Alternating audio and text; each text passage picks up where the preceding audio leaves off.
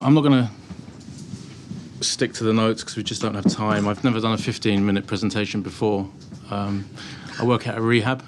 I work with people who are suffering, so we usually spend about an hour or so in group sessions like this.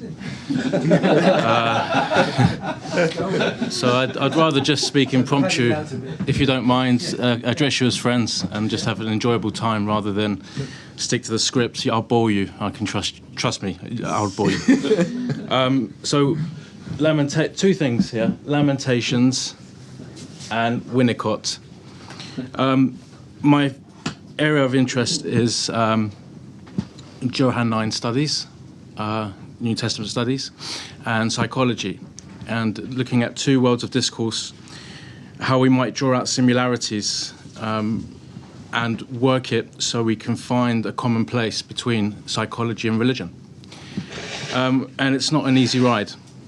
The other disciplines, the bigger boys, are picking on us, but we're trying our best to keep it together because it's not really common practice to examine religion through the lens of psychoanalysis. In fact, there's a slight contradiction there, but we're not going to go into that. So Lamentations is a book approximately written 586 BCE. It's a beautiful book. Some say Jeremiah, the prophet Jeremiah, wrote that book. Others say, well, it's polyphonic, so there's probably 3, maybe 4 authors to the book. I really don't care. It doesn't bother me. I try not to let the small things count in my life because life's too short. And if something's nice and it's beautiful and it's meant to be appreciated, then let's just do that. We'll never know who wrote the Book of Lamentations, so why argue about it? Who cares? It doesn't bother me. So that's the first thing about Lamentations. So what's Lamentations about? Well, Lamentations is a lament. The author, or the authors, and I can only really comment on chapters 1 and 2, is a lament about the destruction of Jerusalem. It was Babylonian occupation, so it was the destruction of Jerusalem. And I infer that the lament is about the Temple of Jerusalem being destroyed. Now, that's not obvious in the text, but that's what I infer.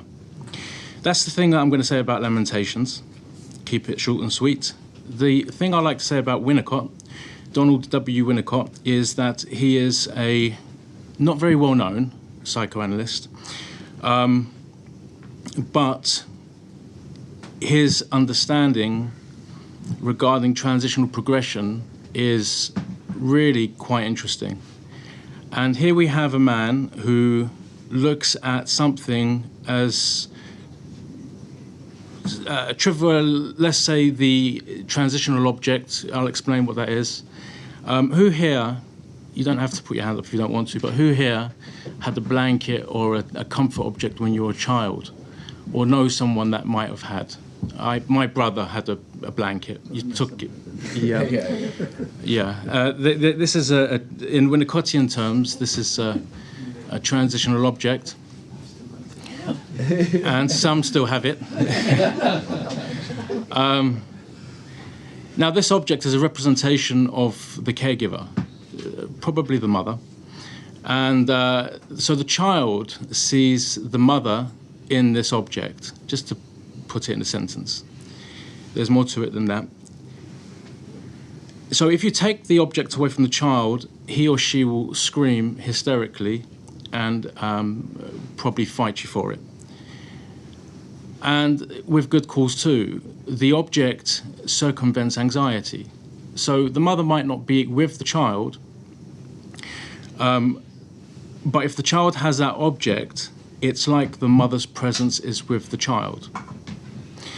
There's contention about some of Winnicott's thoughts and theories, but I've got very limited time, so I'm going to try and just wrap this up in a way that we can understand why I'm examining Lamentations through the lens of Winnicottian discourse. So now, the transitional object provides comfort, and it provides comfort because it's a representation of the caregiver. But it's all that and more for the child, so it's relatable. Now, this provides what we call a holding environment. A holding environment. It's an environment where you feel you're being held and comforted by the mother or father, but it's notably more of the time it's the mother in Winnicottian discourse. So here we have in Lamentations, the Temple of Jerusalem, I infer, acts as a transitional object to Zion, or if you want, to the Jewish people, to the Jewish community. You take away the Temple of Jerusalem and you take away the transitional object, the presence of Yahweh, or the presence of God. So the lament is really a struggle. Well, how can I find my comforter? And there is this language throughout the two chapters of Lamentations, first chapter and second chapter, where the author is asking the question, where might I find my comforter? Where is my comforter? I infer the comforter being Yahweh. And so there is a struggle, personal struggle, and there is a dialogue going on within the person's own sense of thoughts. Now, you know, I as a psychologist, I treat people who come to the rehab, and we do group sessions, and we also do individual sessions, and I find that there is a common theme. People struggle, and they want to, in a way, they want to numb themselves from the reality of life because the reality of life is too formidable to bear. So they take substances, some might take alcohol, some might take drugs. For others, the transitional object might be something else. But what ends up happening is they find that transitional object again in a form of substance. And they find comfort in it because it circumvents anxiety. You take that substance away, well, it'll be very unpleasant for that person. But they come to the rehab. And what happens is they are treated, the substance is taken away, then notably, they feel an overwhelming sense of anxiety. So what to do then? The thing is, when you're treating someone with substance misuse, you're not really dealing with the substance misuse. You're dealing with something a lot more deeper. It's like, if I can use the analogy, how long do I have left? I've got a good time? 8 minutes. Good, good. It could, a lot longer than I thought. If I can use the analogy of a boat, and water is seeping in the barrel of the boat, and you take a bucket and you take all the water out the barrel of the boat, you find that there is no water left in the boat. So the boat is afloat, but you haven't dealt with the crack in the barrel of the boat. So eventually there'll be water again in the barrel of the boat, and the boat will eventually sink.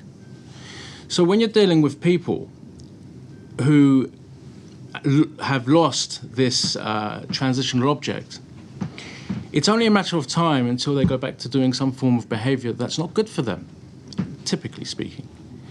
So it's good to address the underlying issue, which is this, if you like, the crack of the barrel, or the root of the problem. And so when we do that and we do a holistic work, they then find that the drinking or taking drugs was a byproduct of the real issue. And so that's what's important there to take note of. In the paper that I address, the author of Lamentations has a real issue because the Temple of Jerusalem has gone.